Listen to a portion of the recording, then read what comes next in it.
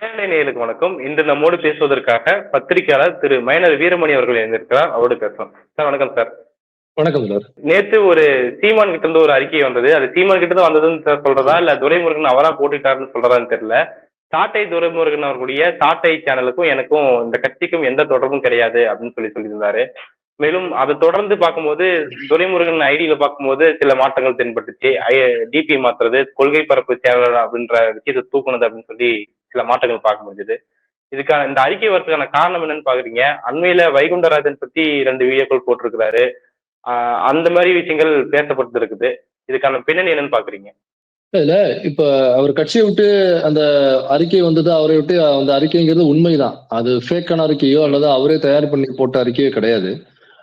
எப்படி சொல்றேன்னாக்கா, அவருடைய அந்த கட்சியினுடைய செய்தி தொடர்பாளர்கள் கிட்ட செய்தி நிறுவனங்கள்ல இருந்து போன் பண்ணி கேட்டதுக்கு அவர் சொன்ன தகவல், ஆமாம் அது கட்சி சார்பாக போடப்பட்டதுதான், அந்த நடவடிக்கை எடுத்தது உண்மைதான் அப்படின்னு அவரே வாக்குமூலம் கொடுத்திருக்காப்புல. அதுக்கப்புறம் தான் செய்தி சேனல்கள்லயும் அதை ஒட்டின செய்திகள் போட ஆரம்பிச்சாங்க. அதனால சீமான் தரப்புல இருந்து வந்த நடவடிக்கை தான் அந்த அறிக்கை என்பது, அது ஃபேக் கிடையாது. ரெண்டாவது அதை இப்ப ஒரு கட்சியில ஒருத்தர் மீது, ஒரு நிர்வாகியின் மீது நடவடிக்கை எடுக்கிறாங்க அப்படின்னா, ஒண்ணு அந்த கட்சியினுடைய தலைமை அவங்களுடைய அபிஷியல் ட்விட்டர் ஹேண்டில் தான் அதை போடுவாங்க அந்த அறிக்கையை. அப்படி இல்லைன்னாக்கா கட்சிக்குன்னு ஒரு ட்விட்டர் ஹேண்டில் இருக்கும், அதுல போடுவாங்க. அல்லது அதற்கு ஒரு கமிட்டி வச்சிருப்பாங்க, யாராவது பொதுச் செயலாளர் அந்த மாதிரி, அதாவது இந்த நடவடிக்கை எடுக்கிறதுக்குன்னு இந்த பொறுப்புகள் பைலாவில் அவருக்கு அந்த பவர் கொடுத்திருப்பாங்க. அவங்க அந்த அறிக்கையை அவங்க தான் அவங்களுடைய ட்விட்டர் ஹேண்டல்ல போடுவாங்க. அப்புறம் செய்தி நிறுவனங்களுக்கு அதை அனுப்புவாங்க. ஆனா இதான் கட்சிகள் ப்ராப்பரா இயங்குற அரசியல் கட்சிகள் அப்படின்னாக்கா இப்படிதான் இயங்கும். எல்லா கட்சிகளுமே திமுக, அதிமுக, பிஜேபி எல்லாமே இப்படிதான் இயங்குன்னு வச்சுங்களேன். ஆனா நாம் தமிழர் கட்சி பாருங்க, யாரின் மீது நடவடிக்கை எடுக்கிறாங்களோ அவரே முதன்முறையாக அந்த அறிக்கையை வெளியிடுகிறார் அப்படிங்கிறது எவ்வளவு கேலி கூத்தா இருக்கு பாருங்க. அப்ப இந்த கட்சியா என்னங்கிறது நமக்கே டவுட் வருதுங்களா? இப்ப ஒரு கட்சினாக்க ப்ராப்பரா இயங்கணும், மக்களுக்கு இது தேவை. இப்ப ஆளுகிற கட்சி அதை அந்த மக்களுக்கு செய்யவில்லை, அந்த உரிமைகளை மீட்டு தரவில்லை, எதிர்கட்சியும் சரியில்லை, அதனால நான் ஒரு கட்சி ஆரம்பிக்கிறேன், நான் சரி பண்ண போறேன் அப்படின்னாக்கா அந்த கட்சிங்கிறது ஃபர்தரா அதோட மூவ் இப்படி இருக்கும். அதற்கு ஒரு பைலா, ஒரு ரூல்ஸ் இப்படிலாம் மெயின்டைன் பண்ணுவாங்க. ஆனா இந்த கட்சியில மட்டும்தான் அது எதுவுமே இருக்காது, நாம் தமிழ் கட்சியில. அப்ப இது எப்படி சாட்டை துரைமுருகன் முதல்ல எப்படி இந்த அறிக்கையை வெளியிட்டு இருக்க முடியும்? சாட்டை துரைமுருகன் ரெடி பண்ணி சீமானுடைய கையெழுத்து, அவருடைய சீமானுடைய லெட்டர் பல்ல அவரே போட்ட வெளியிட்டு இருக்க முடியும்? இல்ல, அப்படி இல்ல. அப்ப சீமான் சாட்டை துரைமுருகன் முதல்ல அதை வெளியிடுறான்னா, ஒண்ணு சீமான் கிட்ட இருந்து நேரடியாக வாட்ஸ்அப்ல இந்த மாதிரி உன் மேல நடவடிக்கை எடுக்க போறேன், இந்த அறிக்கை ரெடியா இருக்கு அப்படின்னு சொல்லிட்டு அவருக்கு நேரடியாக அனுப்பியிருக்கணும் ஃபர்ஸ்ட். அப்படி இல்லைனாக்கா கட்சி சார்பாக நேரடியா ஃபர்ஸ்ட் அவருக்கு அனுப்பிச்சிருப்பாங்க, நான் அதை போட போறோம் அப்படின்னு சொல்லிட்டு. அப்ப ஒருவேளை அனுப்பிச்சிருந்தாக்கா அந்த கட்சிக்காக, அந்த கொள்கைக்காக நேர்மையாக அவர் உழைக்கிறார் என்பது உண்மையாக இருக்கும் பட்சத்துல அவரு அப்படி ஒரு நடவடிக்கை எடுக்க போறாங்க அப்படின்னு தெரிஞ்சிச்சுனாக்கா முதல்ல தலைமைக்கு போன் பண்ணி அல்லது கட்சியில் உள்ள முக்கிய பொறுப்பாளர்களுக்கு போன் பண்ணி ஏன் மேல் நடவடிக்கை எடுக்கிறீங்க, இந்த என்ன தவறு பண்ண அப்படின்னு சொல்லிட்டு கேட்பாங்க. அவங்க இந்த தவறு அப்படின்னாக்கா இனிமே அந்த தவறு செய்ய மாட்டேன் அல்லது தவறை திருத்திக் கொள்கிறேன், நடவடிக்கை எடுக்க வேண்டாம் அப்படின்னு சொல்லிட்டு ஒரு பேச்சுவார்த்தை போகும். அதுக்கப்புறம் தான் இல்ல தொடர்ந்து இப்படி செய்யறேன் அப்படின்னா அவங்க ஒருவேளை அந்த விளக்கம் அளித்தல் அவங்களுக்கு உடன்பாடு இல்லைனாக்கா அந்த அறிக்கையை அவங்க வெளியிடுவாங்க. ஆனா நேரடியா முதல் முறையாக உலக வரலாற்றிலேயே ஒரு கட்சியின் மீது யாரின் மீது நடவடிக்கை எடுக்கிறாங்களோ அவங்க அந்த அறிக்கை வெளியிடுவது என்பது உலக வரலாற்றிலே முதல் முறையாக நடக்குது. அப்ப அந்த கட்சி தலைமைய இந்த சாட்டை துரைமுருகன் என்ற நபர் மதிக்கலன்னு அர்த்தம்.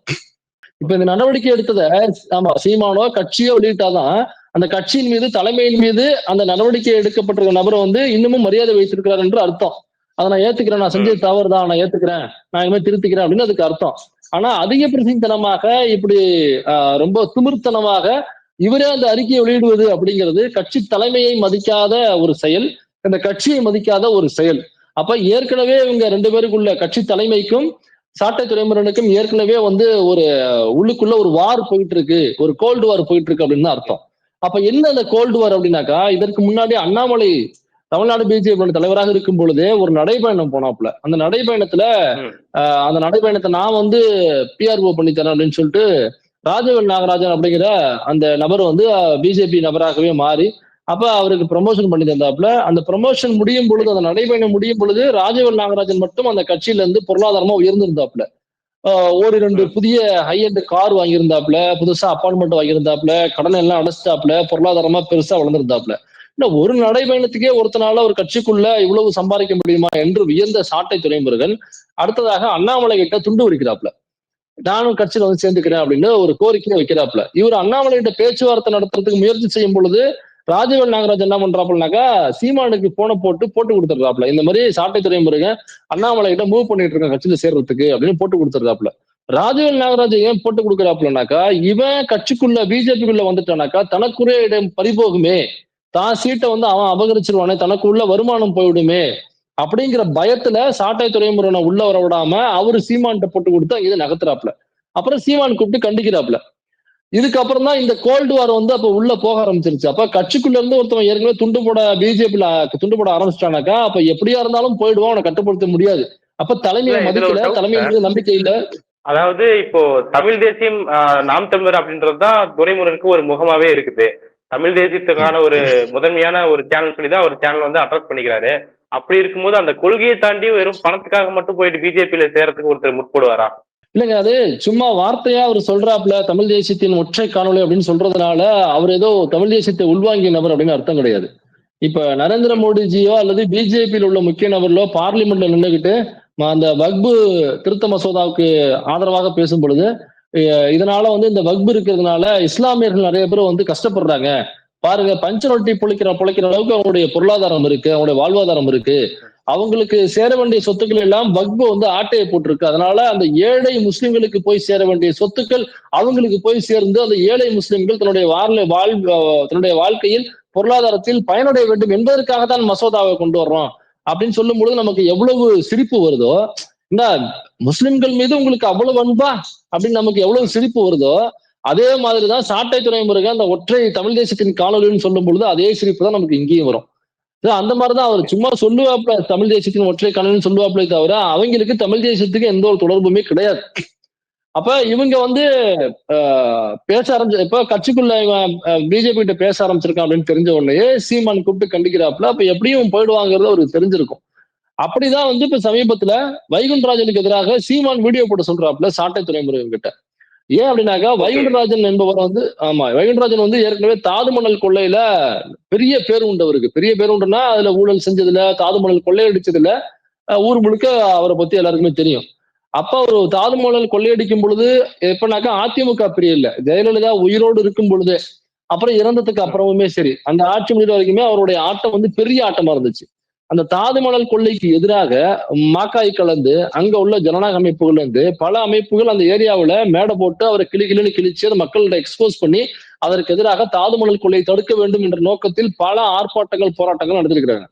சோ இப்ப தாதுமணல் கொள்ளையில கிட்டத்தட்ட 1,00,000 கோடி அதுல ஆட்டையை போட்டிருக்காப்புல. அதாவது அரசாங்கத்துக்கு வர வேண்டிய 1,00,000 கோடிங்கிறது தாதுமணல் கொள்ளையினால் வைகுண்டராஜனிடம் போயிருக்கிறது. அதனால சிபிஐ வளையத்துக்குள்ள எக்ஸாக்டா வந்து சிக்கிட்டாப்ல அப்படின்னு நான் சொல்லல. நாம் தமிழர் கட்சியினுடைய கொள்கை பொறுப்பு செயலாளர் நான் சாட்டை துரைமுருகன் வீடியோல சொல்ல வர்றாப்ல. அப்ப உண்மையிலேயே நாம் தமிழர் கட்சிக்கு வந்து இயற்கையின் மீது அவங்களுக்கு அக்கறை உண்டு, கடலின் மீது அக்கறை உண்டு, இந்த மண்ணின் மீது அக்கறை உண்டு. அதனாலதான் தாதுமணல் கொள்ளைக்கு எதிராக நாம் தமிழர் கட்சியினுடைய கொள்கை பொறுப்பு செயலாளரை வீடியோ போடுறாரு அப்படின்னு நம்ம நினைப்போம். இப்ப இந்த தாதுமணல் கொள்ளையில வைகுண்டராஜன் விவி மினரல்ஸ் வந்து ஈடுபட்டு இருக்கு, பல லட்சம் கோடிகள் இதுல ஆட்டையை போடுறாங்க அப்படிங்கிறத பல வருஷமா நான் பேசியிருக்கேன். பல வருடங்களுக்கு முன்பே நான் பேசியிருக்கேன் என்னுடைய வீடியோவில்.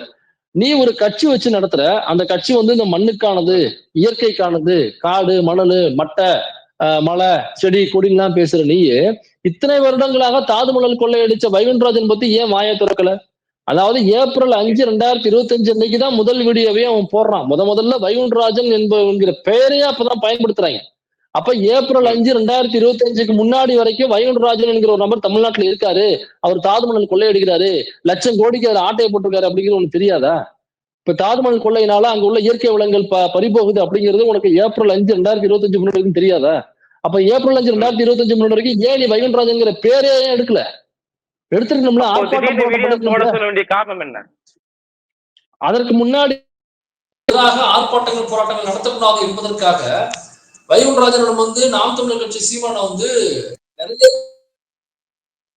தொகை வாங்குவாப்ல, மாதம் தொகை வாங்குவாப்ல கமிஷன் மாதிரி. எனக்கு அவருக்கு எதிராக பேசாமல் இருப்பதற்காக, அந்த தாதுமணல் கொள்ளைக்கு எதிராக பேசாமல் இருக்க வேண்டும் என்பதற்காக, அவருக்கு எதிராக ஆர்ப்பாட்டங்கள் நடத்தக்கூடாது என்பதற்காக, அதற்காக மாசம் சீமானை வந்து பணம் வாங்குவாப்ல வைகுண்டராஜன் அவர்களிடம். இப்ப சமீபத்துல அந்த பணம் வந்து கட்டாயி போச்சு. ஏன் கட்டாயி போச்சுனாக்க ஒட்டுமொத்த கட்சியுமே விலகிருச்சு. நாம் தமிழ் கட்சியில் உள்ள ஒட்டுமொத்த நபர்களுமே வேற இடத்துக்கு இன்னைக்கு நகர்ந்துட்டாங்க. திமுகவுக்கோ அல்லது தமிழக வாழ்வுரிமை கட்சிக்கோ இப்படி வேற கட்சிகளுக்கு நகர்ந்துட்டாங்க. இப்ப இந்த கட்சியில முக்கிய நபர்கள்னு யாருமே இல்ல, அந்த கட்சியில கூட்டமே இல்ல, அதுக்கு ஓட்டும் இல்ல, ஒரு இலவும் இல்ல. நேரடியா அதனாலதான் இன்னைக்கு பிஜேபி கிட்ட போய் மண்டியிட்டு தன்னுடைய மானத்தை விட்டு, தன்னுடைய வெக்க சூடு சொரணை எல்லாத்தையும் விட்டு பிஜேபியிடம், ஆர்எஸ்எஸ் பார்ப்பனையத்திடம் மண்டியிட்டு இன்னைக்கு கிடக்கிறதுக்கு காரணம் என்ன? கட்சியில ஒருத்தனுமே இல்ல, கட்சியை காப்பாத்துறது ஒரு வழியே தெரியல. அதனால பிஜேபி கிட்ட போய் அடகு வச்சிட்டாப்ல, நேரடியா அடகு வச்சிட்டாப்ல சீமானு. இதற்கு மேல நாம எதுக்கு சீமானுக்கு காசு கொடுக்கணும்? நேரடியா நயினார் நாகேந்திரன் கொடுத்தா முடிஞ்சு போச்சு. இதுக்கு இடையில இருந்து அல்லு சென்றவர்களுக்கு நாமளே கொடுக்கணும். அவர்கிட்ட கொடுத்தோம்னாக்கா இவங்க அங்கதானே இருக்காங்க, அவரு கூட கண்டிச்சுப்பாப்ல அப்படிங்கிறதுக்காக நேரடியா பிஜேபி கிட்ட கான்டாக்ட் வச்சுக்கிட்டு இங்க உள்ள தொடர்பை துண்டு ஸ்டாப்ல வைகுண்டராஜன். அதனால பணம் கட் ஆனதுனால இப்ப சாட்டை துறைமுருகனை கூப்பிட்டு வீடியோ போட சொன்னதே சீமான் அவர்கள் தான். அப்ப ஏப்ரல் 5 2025 அன்னைக்கு ஒரு வீடியோ போடுறாப்ல, போட்டுட்டு அதுக்கப்புறம் வெயிட் பண்றாங்க, ஒரு வாரம் வெயிட் பண்றாங்க, ஏதாவது கால் வருதான்னு பார்ப்போம் அப்படின்னு சொல்லிட்டு வெயிட் பண்றாங்க. எந்த ரெஸ்பான்ஸும் அங்க இருந்து இல்ல.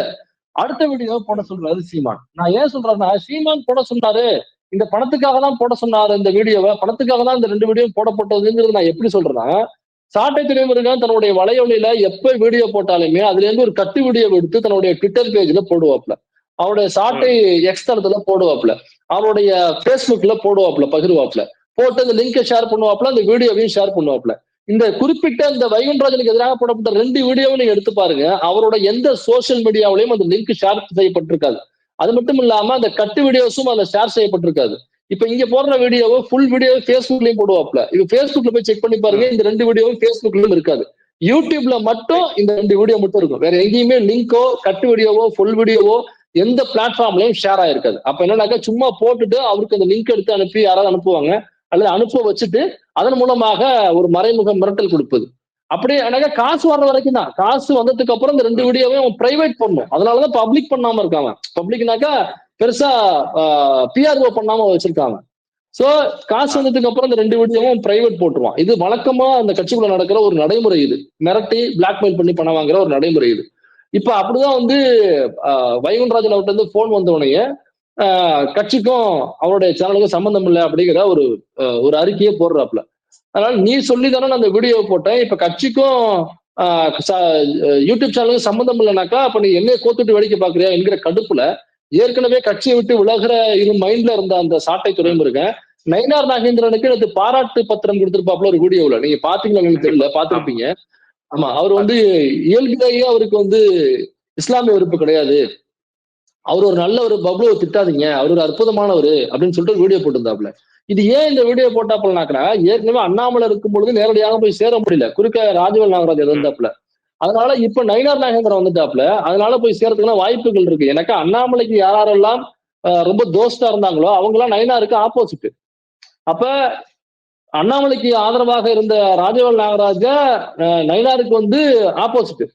அப்ப அந்த இடம் காலி ஆகுது. அண்ணாமலைக்கு எப்படி ஒரு பிஆர்ஓவாக ராஜவேல் நாகராஜ் இருந்தானோ அதே மாதிரி நயினார் 4 கோடி நயினார் நாகேந்திரனுக்கு ஒரு சாட்டை துறைமுருகன் அப்படின்னு நம்ம போய் பிக்ஸ் ஆயிக்கலாம் அப்படிங்கிற முடிவுக்கு வந்துட்டாப்ல. அதுக்கப்புறம் தான் அந்த பயோல இவர் அந்த அறிக்கை போட்டதுக்கு அப்புறம் அவருடைய ப்ரொஃபைல்ல போயிட்டு அந்த நாம் தமிழ் கட்சிங்கிற பெயரை தூக்குனதா இருக்கட்டும், அல்லது மாநில கொள்கை பொறுப்பு செயலருங்கிற போஸ்டிங் எடுத்ததா இருக்கட்டும், அவருடைய டிபியை மாத்தினதா இருக்கட்டும், இது எல்லாமே என்னன்னாக்கா சீமான் நீ எல்லாம் எனக்கு ஒரு ஆளு ஹெச் ராஜாவே கிடையாது, எனக்கு நேரடியா நயினார் நாகேந்திரனே தெரியும் அப்படின்னு அவர் அங்க போனது. அது மட்டும் இல்லாம நயினார் நாகேந்திரனிடம் இப்பொழுது அவரு டீல் பேசிக்கிட்டு இருக்காப்ல, அந்த நாம் தமிழ் இதுல பிஜேபியில் சேர்வதற்கு டீல் பேசிட்டு இருக்காப்ல. அந்த டீல் என்னன்னா நேரடியா அமித்ஷா அல்லது மோடியின் முன்னால் ஒரு பெரிய நிகழ்வுல போய் ஜாயின் பண்றது பிஜேபியில. அது நயினார் நாகேந்திரன் கூட்டு கொண்டு போய் அங்க ஜாயின் பண்ண வைக்கிறது, சேரும் பொழுது ஒரு மாநில பொறுப்பு ஒன்று அனௌன்ஸ் பண்றது. சோ இந்த கமிட்மெண்டோட பிஜேபிக்குள்ள போறதுக்கான டீல் பேசிட்டு இருக்காங்க.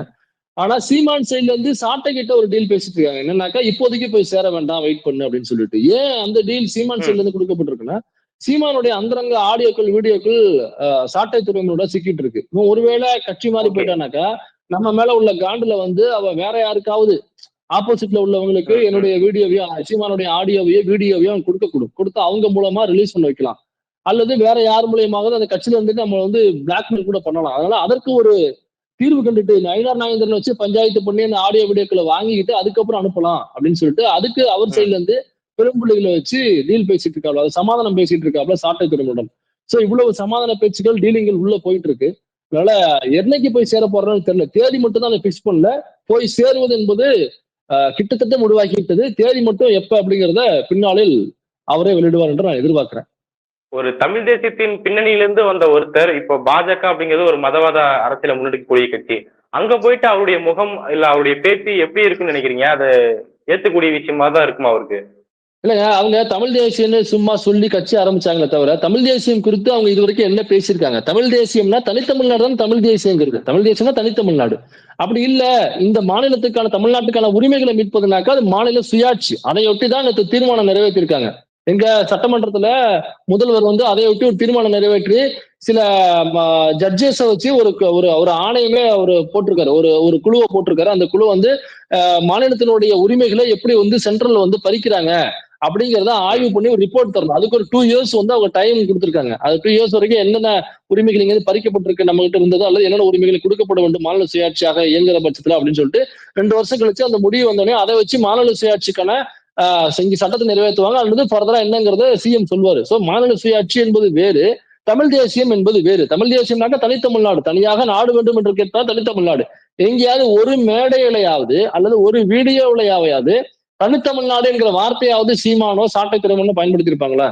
பயன்படுத்த முடியாது இப்ப. ஏன்னா சட்டம் அதுக்கு அனுமதிக்காது. நீங்க பிரிவினைவாதம் பேசுறீங்கன்னு பிடிச்சி உள்ள போட்டுருவாங்க, கட்சியே காலி பண்ணிடுவாங்க. அப்ப நாம் தமிழர் கட்சி தமிழ் தேசியம் அப்படின்னு சொன்னாலே தேர்தல் ஆணையம் வந்து உங்களுடைய கட்சிக்கான அங்கீகாரத்தை ரத்து பண்ணும். ஆனா இது வரைக்கும் ரத்து பண்ணல. காரணம் என்னன்னாக்கா அவங்க பிஜேபி கூட அவ்வளவு க்ளோஸா இருக்கிறது தான் காரணம். அவன் சும்மா தமிழ் தேசியம்னு பேசுவானே தவிர அவன் நம்ம பக்கம் தான் இருக்காங்கிறது பிஜேபிக்கே தெரியும், ஆர்எஸ்எஸ்க்கு தெரியும். நேத்து குருமூர்த்தி ஒரு பேட்டி கொடுத்திருக்காப்ல.